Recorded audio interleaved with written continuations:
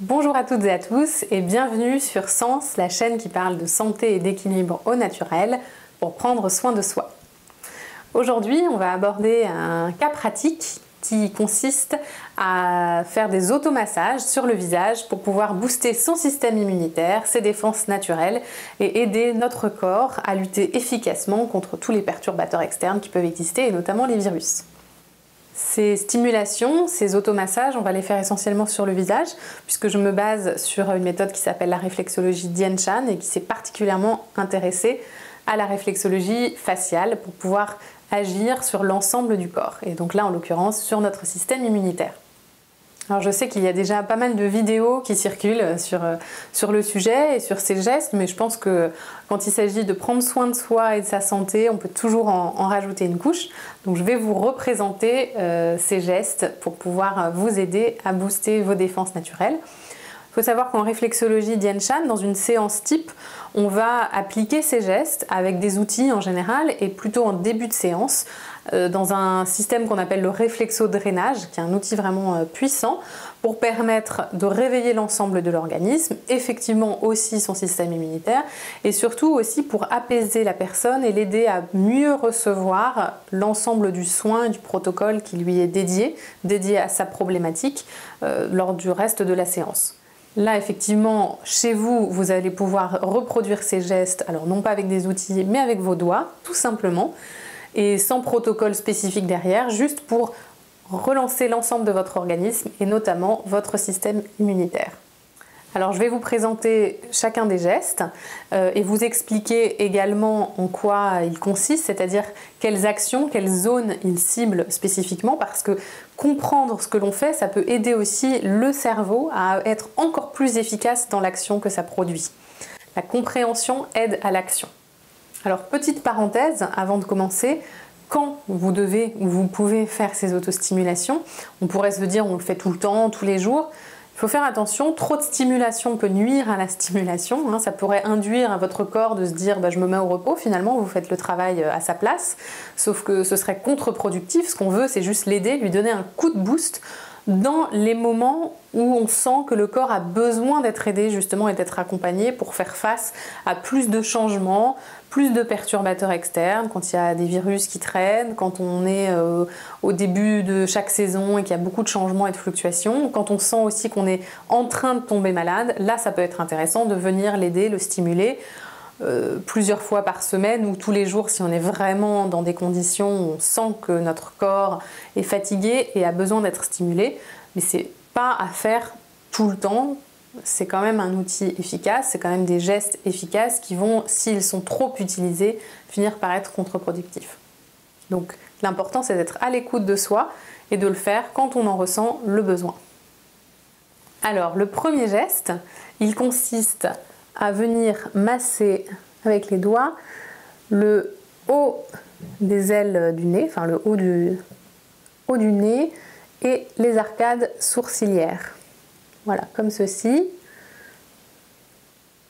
Haut du nez et arcades sourcilières. Ces zones correspondent aux aisselles, donc déjà avec les ganglions lymphatiques associés, et également à la base du cou, des cervicales et des épaules. Ce qui peut être très intéressant aussi pour apaiser les tensions à ce niveau-là. Deuxième massage, le deuxième geste consiste à venir masser l'arête du nez et le milieu du front, comme ceci, qui correspond à la colonne vertébrale et aux principaux nœuds et ganglions lymphatiques. Voilà. Le troisième geste va consister à masser pourtour des narines, voilà, bien autour et en dessous. Là, ça correspond à l'aine, avec les ganglions lymphatiques associés, là aussi. Et puis, on vient ensuite prolonger le massage avec le pli nasogénien jusqu'aux commissures des lèvres ou un peu en dessous. Donc là, on est sur la zone des cuisses, là aussi avec des ganglions lymphatiques. Et puis, on est également en train de stimuler nos intestins et le microbiote intestinal qui est également très important dans notre système immunitaire. C'est aussi pour ça préserver ce microbiote qu'il est important de faire attention à son alimentation et qu'elle a également un impact et un rôle à jouer dans notre système et dans nos défenses naturelles. Une fois que l'on a fait ce massage, on va ensuite passer au geste suivant, au 5e, qui consiste à frotter horizontalement le menton. Correspond à la zone notamment de notre système urogénital, notre système urinaire. Il va permettre d'éliminer, nous aider à éliminer les toxines. Très important aussi, évidemment, dans le système immunitaire. Enfin, le 6e geste, il consiste, et on peut le faire en même temps sur les 2 oreilles, à venir masser le contour de l'oreille. En général, c'est un geste qui est très apaisant. Ça permet de stimuler là aussi l'ensemble du corps, puisque les oreilles concernent l'ensemble du corps. Mais les oreilles, et notamment en tant que zone réflexe des reins, vont aussi nous aider à tonifier l'ensemble de l'énergie de l'organisme, puisqu'en énergétique chinoise, on dit que les reins sont le siège de notre énergie vitale. Donc c'est très important, voilà, on fait le contour des oreilles. Ça, c'est notre 6e geste.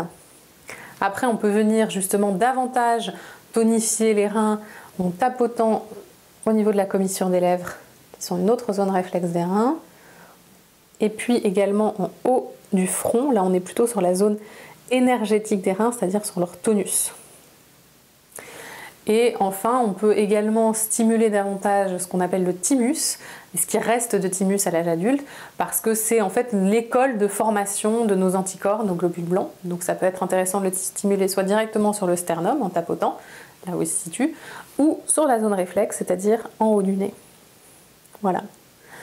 Donc chaque geste, on peut les faire entre 30 secondes à 1 minute chacun, pareil en fonction du besoin, pas plus d'1 minute. Et puis, encore une fois, quand on en ressent le besoin, et uniquement quand on en ressent le besoin, de donner un coup de pouce à son organisme pour défendre au mieux son système immunitaire. Alors avant de conclure cette vidéo, je vais vous donner un petit bonus aromathérapie. Je vais le faire à chaque cas pratique pour accompagner finalement aussi ces gestes si l'on le souhaite et si on sait manier un peu les huiles essentielles, si on s'y intéresse. Ça peut être un complément intéressant à ces gestes, là aussi pour booster son système immunitaire ou en fonction du cas pratique qui nous intéresse. Donc juste, je ferai sans doute une vidéo dédiée à l'aromathérapie, c'est-à-dire à l'utilisation des huiles essentielles et notamment à ces principes de précaution, parce que c'est important de savoir bien les utiliser. C'est pas parce que c'est naturel qu'on peut les utiliser n'importe comment sans conséquences. Ce sont des outils qui sont quand même puissants, très efficaces, mais donc qui peuvent avoir des conséquences s'ils sont mal utilisés. On peut par exemple développer des allergies, ce qui peut être très problématique parce qu'une molécule d'huile essentielle, elle se retrouve aussi dans beaucoup de produits du quotidien, que ce soit les produits d'entretien, les produits d'hygiène, les produits cosmétiques. Et donc si on développe une allergie, on peut devenir très embêté au quotidien. Donc attention, avec précaution, on fera vraiment une vidéo sur les modes d'utilisation et les principes de précaution d'utilisation des huiles. Mais si vous y connaissez déjà un peu, eh bien pour booster son système immunitaire, je peux vous conseiller par exemple l'huile essentielle de Ravinsara, qui est appelée la plante médecin à Madagascar, dont elle est originaire, parce qu'elle a énormément de vertus, et notamment des vertus assainissantes, des vertus antibactériennes. Donc elle va vraiment aider à booster les défenses naturelles du corps. Donc ça peut être intéressant par rapport à notre sujet. Elle a aussi d'autres vertus, elle est apaisante, calmante, elle permet de lutter contre l'insomnie, donc en diffusion par exemple le soir ou en massage sur la plante des pieds, toujours diluée dans de l'huile végétale, ça peut être aussi très intéressant. Mais voilà, on peut se servir de cette huile pour vraiment, là aussi, compléter et aider son corps à booster son système immunitaire. On peut, par exemple, se faire un petit roll-on d'huile essentielle avec 50% d'huile végétale et 50% d'huile essentielle, notamment de Ravinsara. On peut compléter aussi avec du citron et du laurier noble pour les adultes uniquement.